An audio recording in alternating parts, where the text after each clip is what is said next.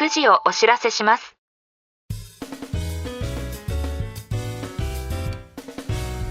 This program is Whiskey Radio, Drama FM. 時刻は午後9時を回りました。金曜日の夜のウイスキーラジオ、ドラマ FM のお時間です。お相手はナビゲーターのシーカーでお送りします。この番組ではウイスキーニュースをはじめ、バーで見かけたら一度召し上がっていただきたいウイスキーをご紹介していきます。ぜひお酒を飲みながら、どうぞ最後までお付き合いください。イエローサブマリンと聞くと何を思い浮かべますか？おそらく多くの方はビートルズの名曲を思い浮かべるのではないでしょうか。実はウイスキーの世界にもイエローサブマリンという少し変わった名前のボトルがあります。アイラとブルックラディ蒸留所の人気ボトルですね。ところがこの名前、ビートルズが由来ではありません。話は2005年に遡ります。アイラ島の沖合で漁師たちが不思議なものを発見しました。それはなんと黄色い潜水艇でした。後に分かったのはイギリス国防省が運用していた無人潜水艇だったそうです。しかしその潜水艇はなぜかブルックラディ蒸留所に運び込まれ、しばらく保管されることになったのだとか。なかなか不思議な話ですね。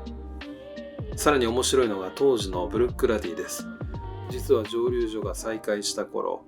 アメリカの軍情報機関から大量破壊兵器に関係する施設ではないかと誤解されたことがあったそうです。もちろん完全な勘違いです。普通なら起こってしまいそうな出来事ですが、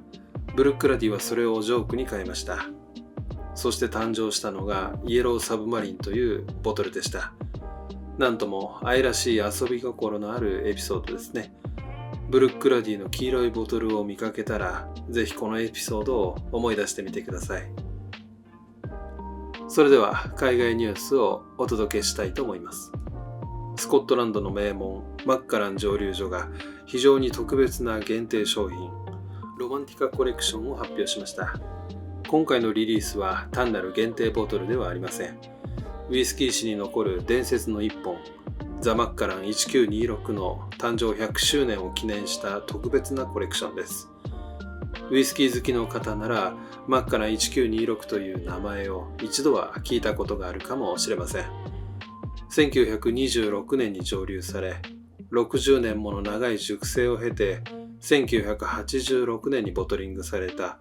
わずか40本の伝説的なウイスキーです。そしてこのボトルはオークション市場で史上最高額クラスのウイスキーとして知られています。そのラベルを手掛けたのがピーター・ブレイク卿、バレリオ・アダミ、そしてマイケル・ディロンという世界的アーティストたちです。そして今回、その3人が約40年ぶりに再びマッカランへ集結しました。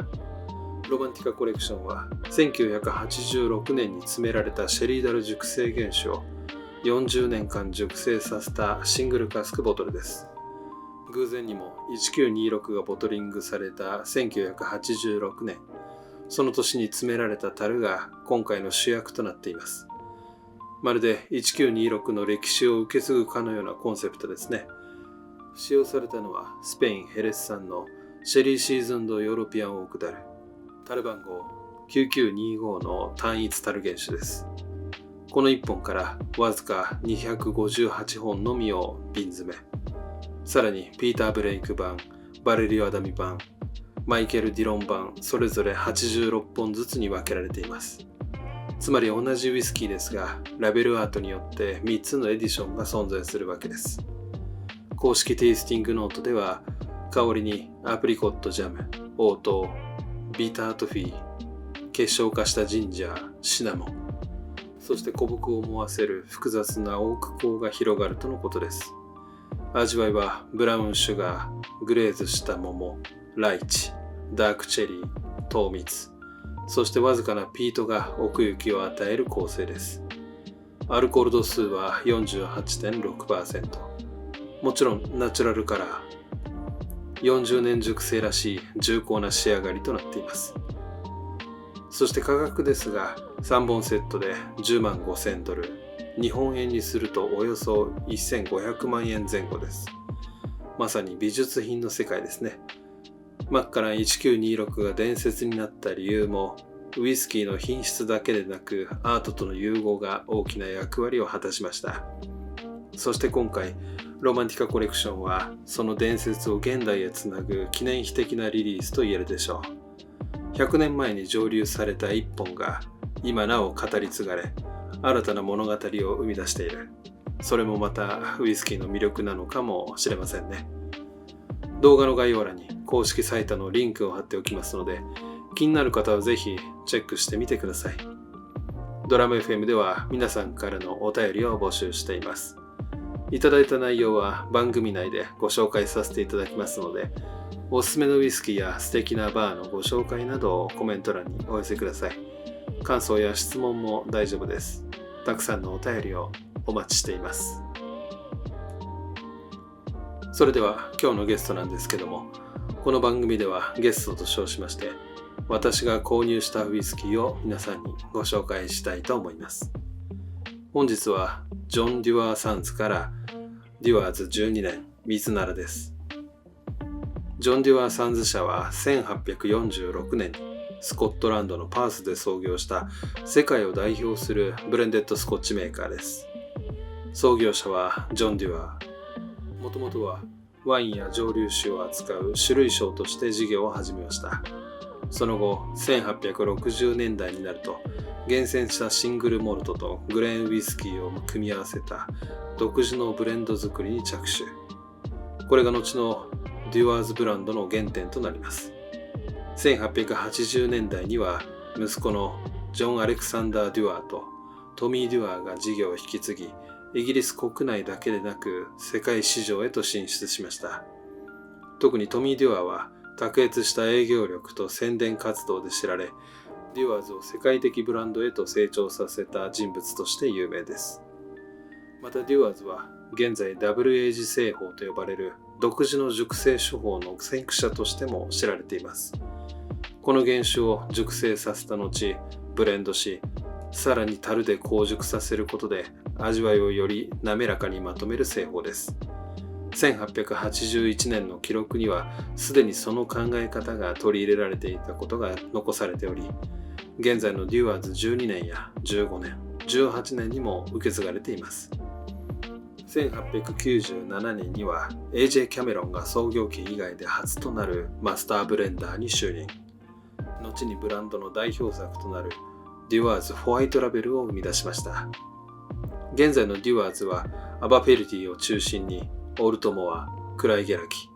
ロイヤルブラックラー、マクダフなど複数の蒸留所の原酒を活用しながら世界で最も受賞歴の多いブレンデッドスコッチの一つとして高い評価を受けています。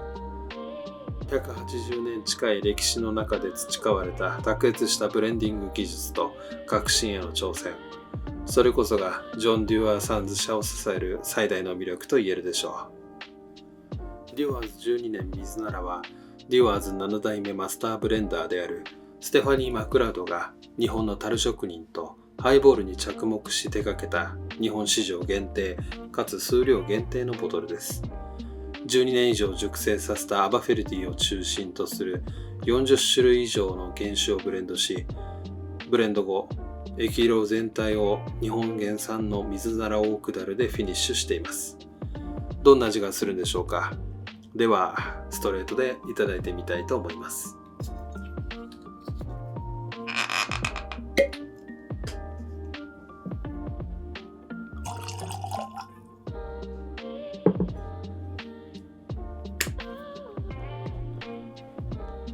はい、注ぎ終わりました。色味は赤みを帯びたブラウンですね。早速香りからいただいてみたいと思います。トップノートはアプリコットをはじめとした各花の香り。ミドルノートは肉厚な柑橘類の皮。ラストノートは水なら特有の香木の香りがします。では味わってみたいと思います。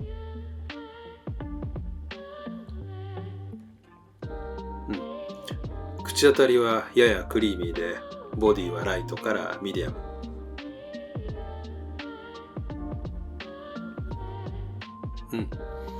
フローラルな花の風味から、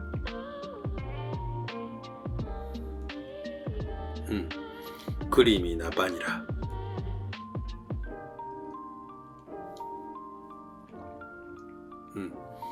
ホワイトペッパーの柔らかい刺激、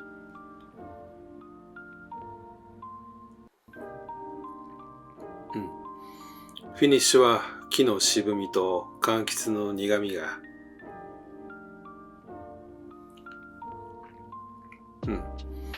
まろやかな甘さと混ざり合って余韻に続きます。これはデュアーズに水ならの特徴が現れていて非常に美味しいですね。今回はストレートでいただきましたが、間違いなくソーダにしても美味しい味わいになっています。水ならの木の香りとクリーミーな風味がソーダで開いて爽やかに楽しめそうです。